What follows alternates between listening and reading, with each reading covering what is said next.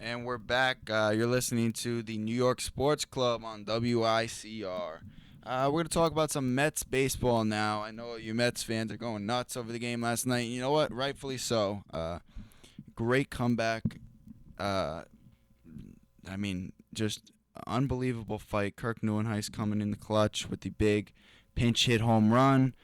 Just a crazy back and forth game. Who would have thought Matt Harvey gives up 7 runs and the Mets win that game? But you know what? That's baseball, and it's frankly good baseball because the Mets are playing that right now, and it's the sign of a good team. And I'm always a little quick to criticize the Mets because as a Yankee fan, I have seen the Mets not do too well in the past couple of years. But I think I'm a big believer in that. It's good for baseball for the Yankees and Mets to both be good. Not only good for baseball, but good for the city of New York. You got fans of both teams not going against each other, but just they can kind of have a friendly chat about the Yankees Mets and just the rivalry, what each team is doing. Oh, what if we meet in the Subway Series? What if 2000 happens again? That would be absolutely unbelievable. One for the city, two for Major League Baseball. The ratings would be through the roof. I mean, what else could you want as a Yankees or Mets fan to be playing your crosstown rival and to be able to have the World Series, practically right in our backyard? Nothing. You can't really ask for anything else. But anyways, getting back to the game, Matt Harvey. It's interesting to see how much how much difference a year makes. Matt Harvey last year. If you ask Mets fans about Matt Harvey, 110% of them are gonna have amazing positive things to say. Oh, the Dark Knight, the savior of the franchise. And it's not to say that they're down on him now, but let's just say that not every Met fan has something great to say about Harvey now. It came out with the stuff about his agent and how Scott Boras kind of wants the 180 pitch limit. And you know what? As much as it has been, the doctors have said this, it's been proven that, you know what? I'm a big believer in that. You're getting paid to do this. This is your job. Yes, is there risk? Yes, there's risk in anything. In any job, there's going to be a little risk, but with no risk, there's no reward. And you know what? I think the Mets fans and baseball fans deserve to see Harvey in the playoffs. That's his job to pitch. The Mets are in the playoffs. Why wouldn't he want to pitch? So, Harvey's been under a little scrutiny for that. I think it was smart what he did to come out and say what he did in the Players Tribune about, I have been talking with my agent, the Mets franchise, um, and I've never had any doubt whether I want to pitch in the playoffs. That's nice.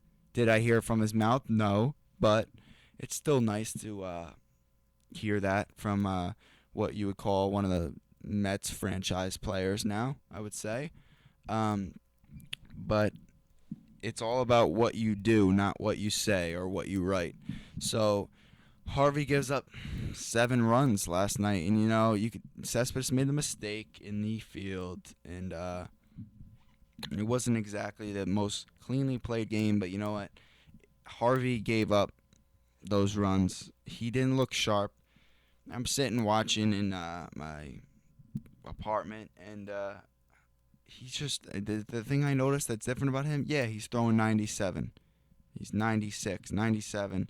But you know what? It's all about location. And just ask Greg Maddux. That's all about location. Every pitch is middle, middle, middle. Major league guys, no matter how hard it is, if you're in the middle of the plate, they're going to hit it. And that's what's happening with him. He's leaving everything middle.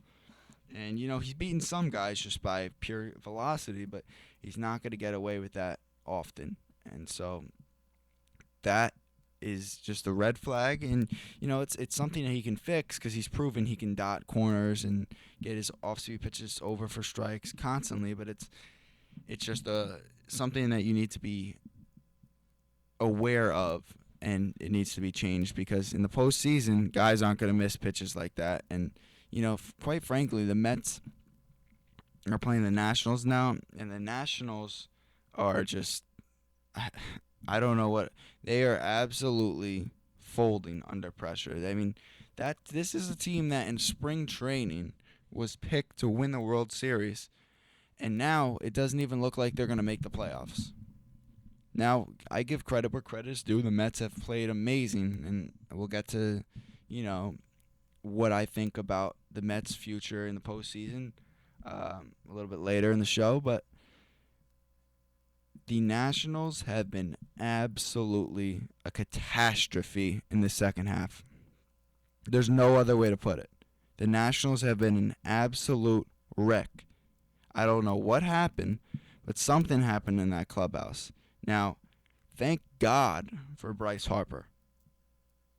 You know, if Bryce Harper was not hitting 336 with 36 home runs and 80-something RBIs, the Nationals might be under the Marlins.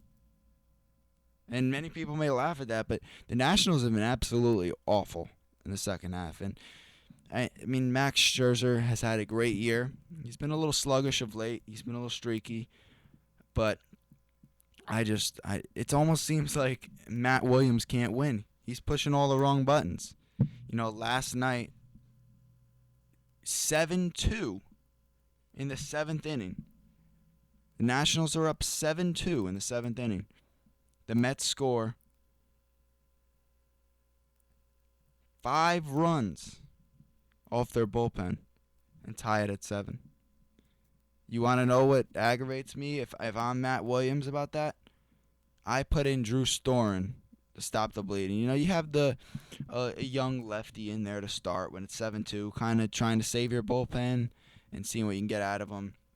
He walks a guy, walks another guy, but then you bring in Storen, your veteran, your guy who, I mean, quite frankly, I think should be the closer, even though Papelbon is now. We'll get to him later. And Storen cannot throw a strike. Not a strike. I don't know what was going on. Yes, the ump was squeezing him. I agree. But you know what? It is what it is. He has to throw strikes. He can't be walking people on 4 pitches. He walked 2 or 3 people. Walked the bases loaded. Walked in a run. Then you get Cespedes up. I mean, has that guy got out since he's gotten traded? I mean, every time I was joking with my friends, every time I see him come up to the plate, he hits a home run or hits a missile somewhere. He gets up, turns on a fastball, hits one down the left field line, clears the bases. And just like that, you go from a 7-2 and 7-3, then 7-4 now it's 7-7. I mean, that's just inexcusable. That's what you call old-fashioned beating yourself by the Nationals. Now, do I give the Mets credit? Of course. The Mets, I'm one to knock the Mets. The Mets this year are legit because you know why? Pitching wins championships. When we come back, we'll talk more about that. Let's go, bye-bye.